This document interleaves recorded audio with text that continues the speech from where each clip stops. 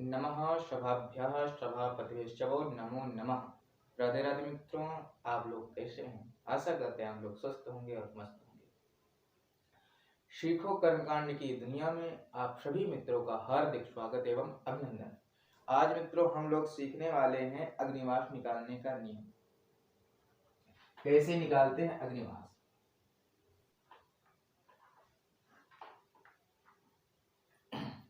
अग्निवास निकालना मित्रों बहुत जरूरी है। क्यों? क्योंकि यजमान हो अथवा हम स्वयं हो, जिस कार्य की कामना मन में करके हम लोग हवन करने जा रहे हैं या यज्ञ करने जा रहे हैं, उसका फल हमें प्राप्त करना है तो अग्निवास निकालना अति आवश्यक। क्यों? क्योंकि हमें ये पता नहीं कि अग्निवास कहाँ पर है, अग्निदेव कहाँ पर इतने समय विराजमान है, स्वर्ग में है या पाताल में है या पृथ्वी पर है। तो ये सारे चीज देखने के लिए हमें एक सूत्र याद करना पड़ेगा, वो है नियम। आइए जानते हैं नियम क्या है। ये रहा अग्निवास का नियम। मित्रों दिख रहा होगा आपको स्पष्ट। नियम क्या है? जिस दिन का अग्निवास निकालना हो, क्या कह रहा है? जिस दिन का, हमें जिस दिन हवन करना है उस दिन का अग्निवास चाहिए। तो वही नियम कह रहा है कि जिस दिन का अग्निवास निकालना हो उस दिन का वार और तिथि जोड़कर पुनः एक और जोड़ दें। क्या क्या जोड़ना है? वार और तिथि जोड़कर पुनः एक और जोड़ दें। जो मान आए उसमें 4 का भाग दें, जो शेष प्राप्त हो वही अग्निवास होता है। कितना सरल नियम है कि नहीं? वही अग्निवास होता है। इसमें हमें सिर्फ 2 बातों का ध्यान रखना अति आवश्यक है। कौन सी 2 बातें? मैं बता रहा हूं, देखिएगा।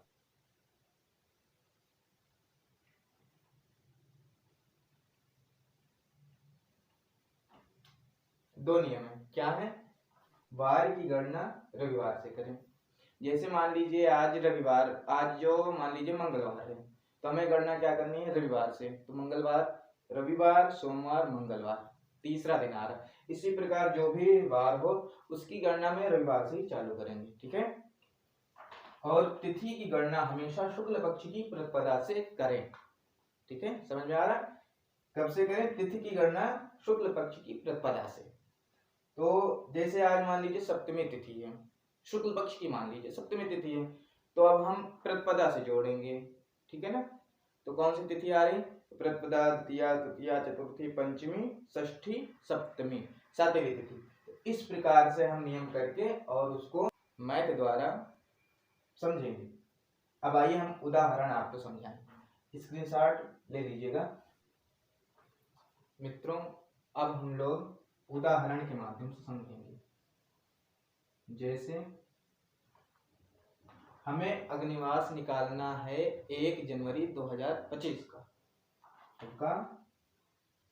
1 जनवरी 2025,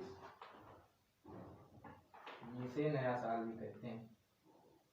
वैसे तो मित्रों हम लोग ऋषि परंपरा अनुसार चैत्र शुक्ल पक्ष की प्रतिपदा को नववर्ष मनाते हैं, परंतु ये अंग्रेजों का दिन है। तो हम निकालेंगे 1 जनवरी 2025 का अग्निवास, ठीक। अब इसके लिए हमें चाहिए क्या? अग्निवास का नियम। अग्निवास का नियम क्या था कि जिस दिन हमें अग्निवास निकालना है उस दिन का वार और तिथि जोड़ लेंगे। तो वार क्या है 1 जनवरी का? बुधवार, ध्यान दीजिएगा, बुधवार।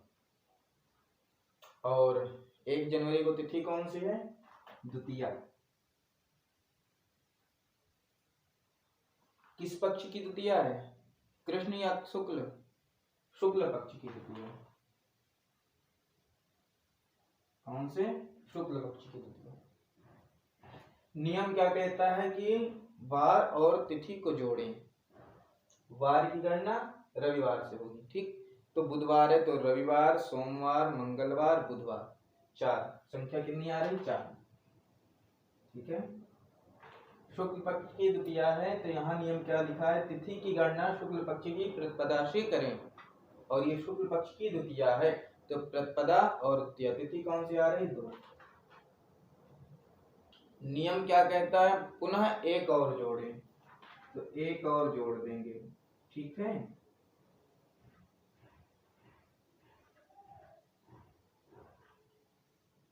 सात आ गया। अब इसमें कितने का भाग देंगे, नियम याद होगा ना, पढ़े होंगे ना, बताइए। 4 से भाग देंगे।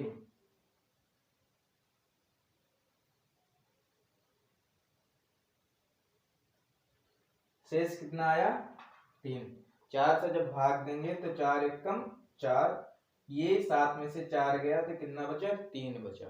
ठीक है, जब 3 बचा, 3 शेष आया तो यहाँ देखिएगा, यदि 0 3 आवे तो शेष में, यदि 0 3 आवे तो पृथ्वी वास, और प्यारे यदि पृथ्वी पर वास है तो सुख संपदा।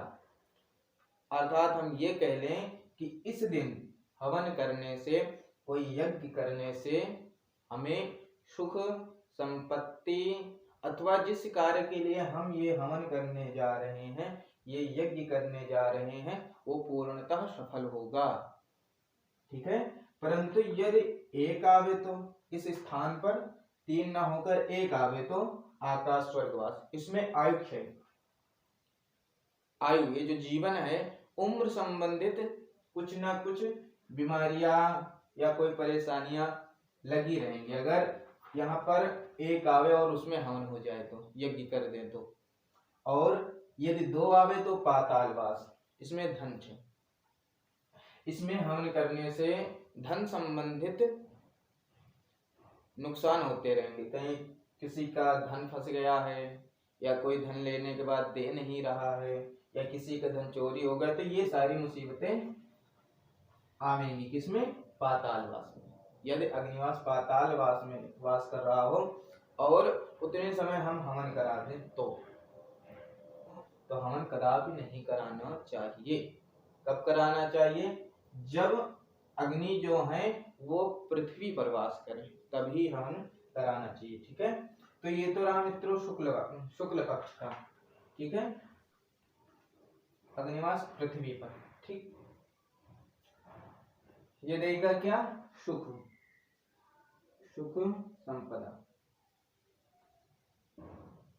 ठीक है जी, ये तो हो गया शुक्ल पक्ष का, इसको लिख लीजिए। अब इसके बाद हम लोग समझेंगे कृष्ण पक्ष। कृष्ण पक्ष का निकालना है, ठीक है ना। तो आज सप्तमी तिथि है, आज का निकालेंगे तो 7 दिन ये, प्लस प्रतिपदा से जोड़ेंगे तो 15 दिन वो और 7 दिन ये। ठीक है, तो 15 और 7 22 के हिसाब से निकालेंगे तो ये थोड़ा अटपटा सा लगेगा, जिसको समझने में थोड़ा परेशानी दिक्कत आ सकती है। इसके लिए इसमें एक नियम लगेगा। नियम क्या है, जहां पर हम लोग 1 जोड़ते थे, समझ में आ रही ना बात, जहां पर हम लोग 1 जोड़ते थे वहां पर हम लोग 16 जोड़ेंगे,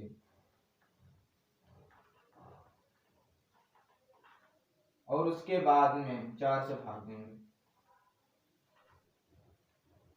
अभी थोड़ा अटपटा लग रहा होगा, परंतु अगर हम उदाहरण के माध्यम से समझेंगे तो आसानी से समझ में आ जाएगा। समझते हैं, जैसे आज जो है, आज कैसे समझ लेते हैं, ये कृष्ण पक्ष ही चल रहा है। आज तारीख कितनी है, 22 12 24। ठीक है, 22 12 24। अब हम समझेंगे इसमें अग्निवास निकालने का नियम। कौन सा पक्ष है, कृष्ण पक्ष।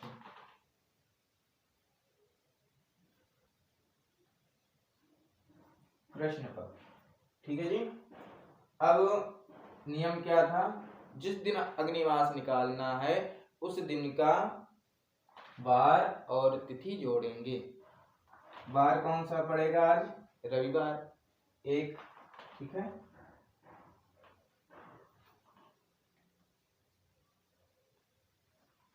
उसके बाद में तिथि कौन सी, सप्तमी।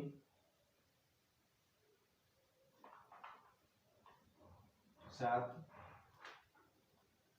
अब इसको जोड़ लेंगे, ठीक है ना। कृष्ण पक्ष की है सप्तमी, कृष्ण पक्ष की।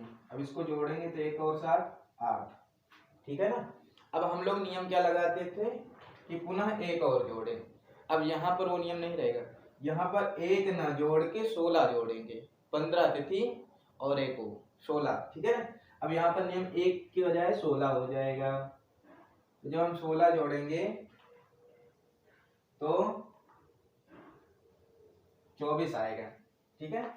अब इस 24 में क्या करेंगे, फिर नियम वही हो जाएगा, इस 24 में 4 से भाग दे पुनः,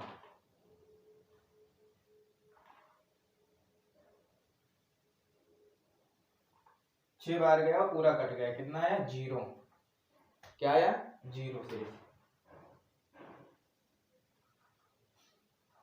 0 शेष आया।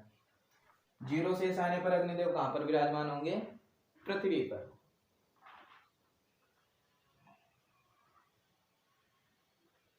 पृथ्वी पर, ठीक है ना। तो पृथ्वी पर विराजमान होने से सुख संपदा, रिद्धि सिद्धि, धन दौलत या सर्व सिद्धि जो भी कह लें, जो मन में कामना रहेगी वो कार्य अवश्य पूर्ण होगा। यदि 0 और 3 आवे जिस दिन उस दिन, और अन्यथा 1 और 2 आवे तो उसमें काम पूरे नहीं होंगे, विघ्न बाधाएं अवश्य आएंगे। इसलिए कभी भी कोई भी छोटा अनुष्ठान हो या बड़ा अनुष्ठान हो, उसमें हवन जरूर होता है, और उस हवन के लिए हमें अग्निवास देखना अति आवश्यक है, नहीं तो ऐसे ही परेशानियों से घिरते रहेंगे।